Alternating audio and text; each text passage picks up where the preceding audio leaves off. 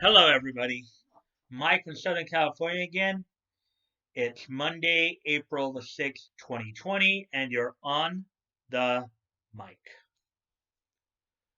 So, on today's episode, we're going to finish off our coverage on Funimation's appeals, response to um, to, to to Vic's appeal of the defamation, torture, variance, etc., etc. Um, First off, before I talk about that, let me just give a couple little notes here as to at least the next few days here. So today we're going to conclude our coverage on the Funimation appeal. Then tomorrow I will probably do a Toonami update. Um, partly because I want to, partly because of what I'm going to say next here, is that, and then on Wednesday I'll probably cover um, the Monica and Ron's response to the appeals, their response brief. Um, you know, Nick did that, I think, on Sunday night. He plans on, or no, actually, did it Friday and then did finished up the Funimation appeals on Sunday last night basically, and then he's going to go back and finish off Monica and Ron's response on tomorrow night, on Tuesday night. So I want to wait for that to where I can watch both of those and then have a more complete rather than splitting up into two parts like with the Funimation appeal. So for the next few days, today will be part two of the Funimation response, Peel's response. Then tomorrow will be a Toonami update, and then on Wednesday, hopefully I'll have some stuff on the Monica and Ron's Peel's response. So with no further ado, let's get started. So so as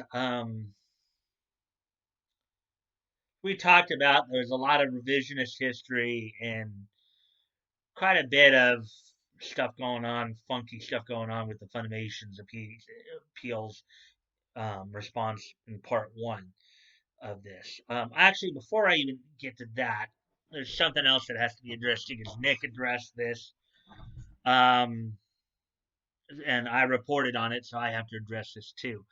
So Nick had initially said that with Funimation and Monica and Ron's responses, they may have gone over the word count, and therefore that the appellate court um, may may just ignore it. Well, apparently there's a difference between a response and a reply.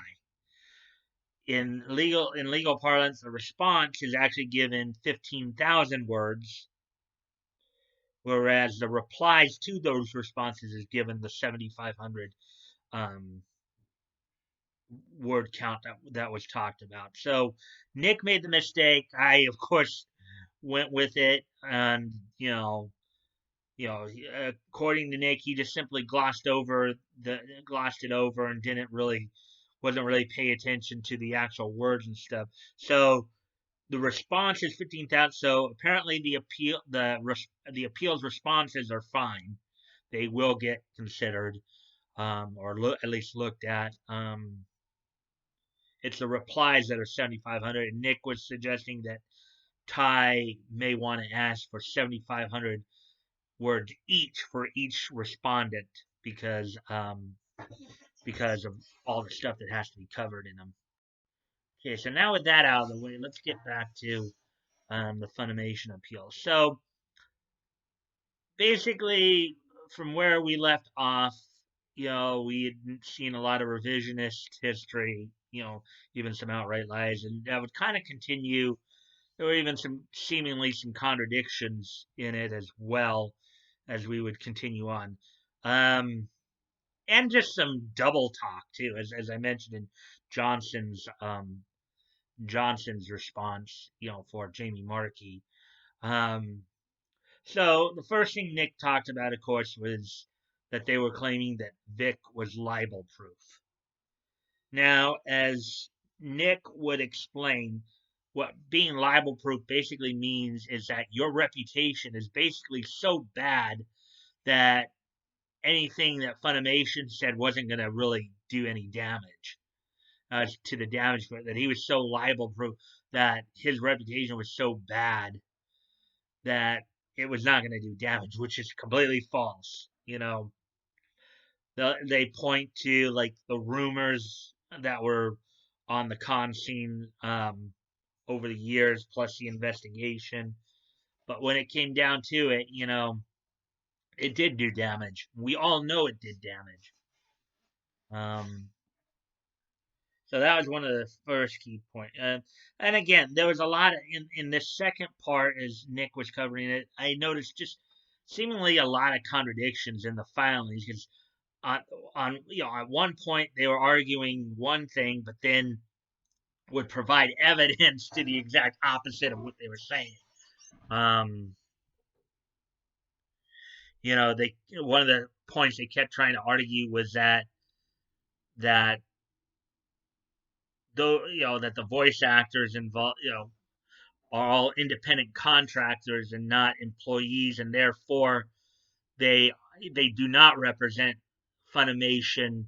Um, They do not represent Funimation when they tweet. But we have several pieces of contradictory evidence to actually nullify that. Monica herself acknowledges to using her Twitter to tweet out stuff for work. You know, promotional show. Promoting certain shows she's involved with. For example, saying what she can, and here's another aspect to saying what she can about shows she's working on when the time is appropriate, because there's always the NDA agreements in which until they're given permission to, they can't talk about certain shows that they're working on. We also have I've seen the email of Monica asking Funimation what she can say about the, quote unquote Vic situation. You know, so that just totally contradicts their point as to saying that they don't have at least some employee aspect to that. Maybe they are. Another point being that Vic was actually, they basically made the statement that Vic was actually fired. You know, he was, they also said that he was, he would not be working on any further projects, which would be more consistent with the independent contractor. But they did specifically say that he was fired. They actually replaced him um, on roles he was already working on, most notably Broly. Yeah, a lot of contradictions there. And again, as I said in the first video on this matter, and as I also talked about in the video I did on Jamie Markey's appeals response,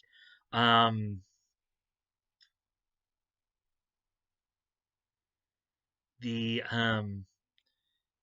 it at times seems like both Johnson and Volney were actually making Vic's arguments for him. It's kind of funny because the one, and I said this in the last video too, the one thing, and Nick also pointed this out, the one thing they do not want the appeals court to look at is the second amended petition and or the unsworn documents. They absolutely want to keep those out from their eyes, but they're the ones bringing it up. They keep bringing it up, and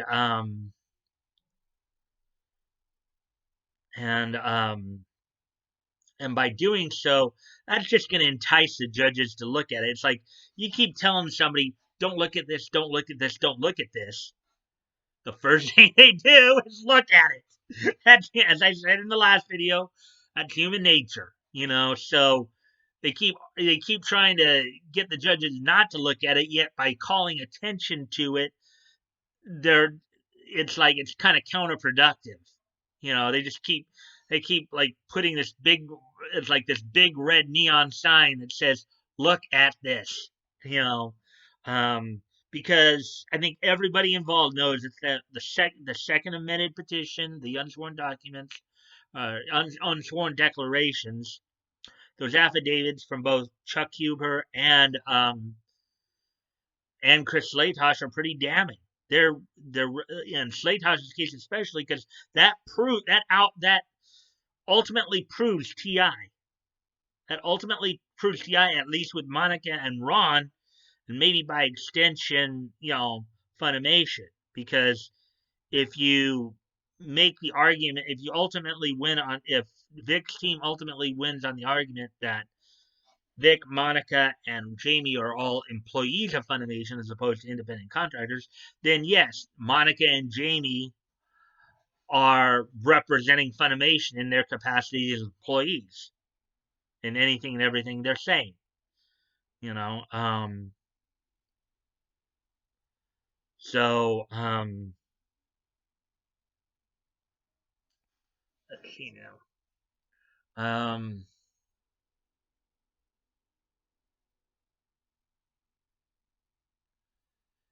If, as I've said, if the second amended petition and or the unsworn declarations are acknowledged by the appeals court, then the defendants, in this case the appellees, are all dead in the water.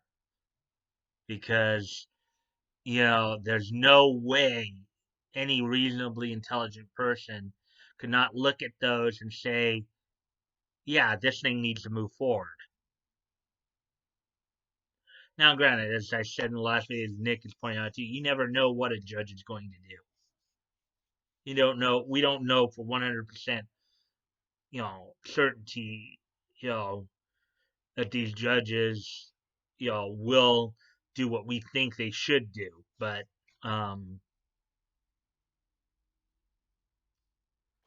the thing is, as I said, I think any reasonably intelligent person can tell this case needs to move forward.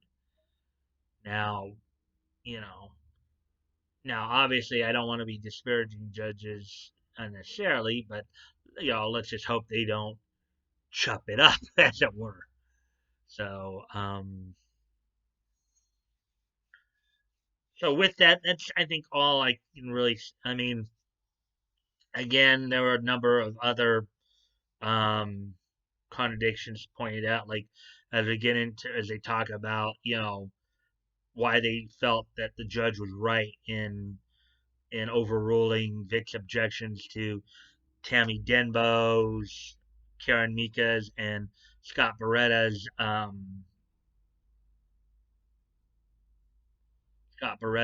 affidavits. In that, primarily the, basically, aside from the investigation, there's a statement made, among others, that could be implied, based on the online chatter about the situation, that may have influenced Denbo and Mika's decision to let Vic go. Retta contradicted everybody, saying that, yeah, as Funimation, we do monitor our, we actually, well, we keep an eye on what's going on social media, so they at least know and make, and sometimes they may tacitly approve or disapprove of what's actually done or said, but there's just a lot of contradiction there that is pretty evident. So those are just some points that I picked up from watching the second half of Nick's coverage. As I mentioned, tomorrow I'm going to just simply do a Toonami update. There's some news that came out in regards to that. That should be a quicker video, and then on Wednesday, hopefully, I'll go through the I'll go through the go through Nick's coverage of Monica and Ron's appeals response. Um,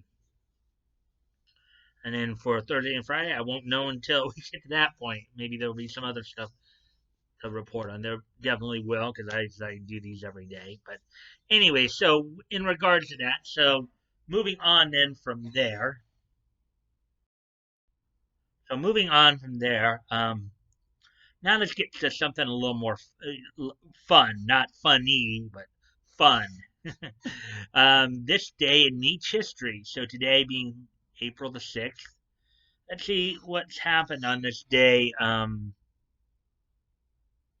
See what's happened on this day in the past. So first off, we head back to the year 2002. On this date in 2002, the anime series Tokyo Mew Mew, also known as the Mew Mews and Mew Mew Power, premiered on TV Aichi on this date in 2002. Date 2002 was the premiere of Tokyo Mew Mew on TV Aichi. And moving forward, 3 years to 2005, which was 15 years ago today. On this date in 2005, DC Comics released on the newsstands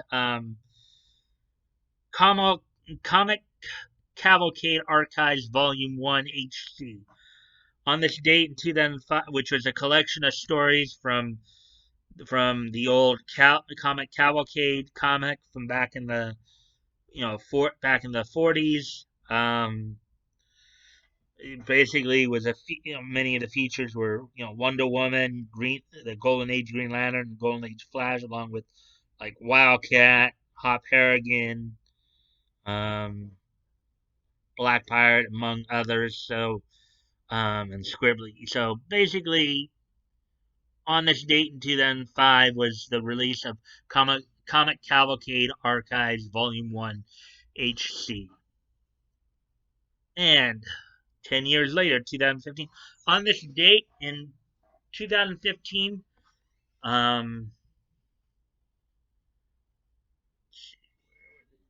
the Frank Irwin Center in Austin, Texas, was April 6th, 2015 edition of WWE Monday Night Raw.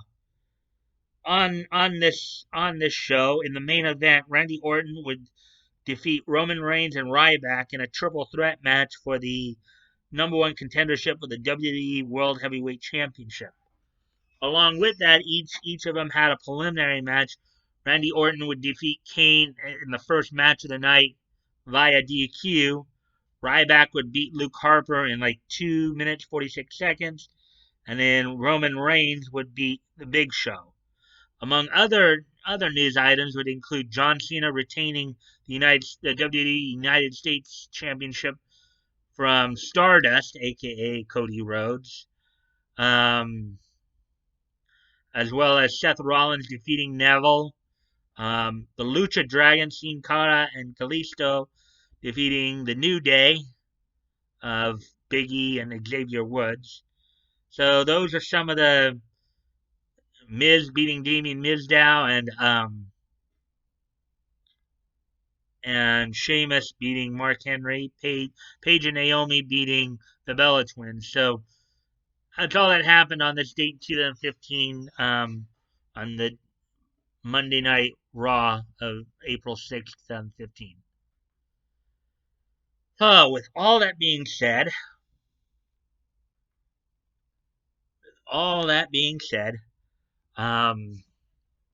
guys can check the links below. If you want to contact me directly, you can DM me on my Discord.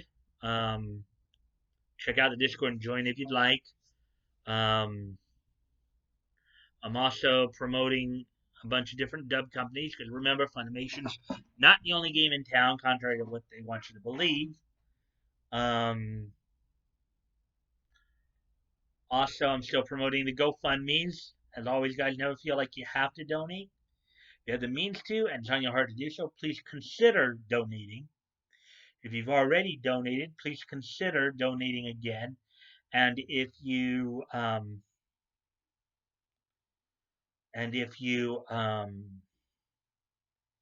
cannot donate, if you're unable to donate, you can still help out the cause by sharing the link. Because sharing is caring, and you never know. Maybe somebody in your circle of friends might want to help out. Doesn't hurt to ask, after all. And if you like this content, I would really encourage you to consider liking, commenting, sharing, subscribing. I always look forward to the conversation with you guys, as long, of course, as it's civil and respectful. You know, um, I think we can communicate with each other without insulting each other, um, or just being just totally rude. Um, as I said, though, I use generally, there are guys like DaCosta that I've been having some good conversations with, and Doodlebug 4, on the VA profiles. And I'd also like to say hi to one of my newest subscribers, Kevin or Kyle Jordan Gaming. I appreciate all my subs. I would hope that you guys would start looking at my videos more and like really, granted, they're not the flashiest productions, but I think I do a pretty good job with commentary. And I would hope you guys would, be able to, we could have a good conversation about stuff. So, with that, I hope you guys will catch this video. And until tomorrow, bye.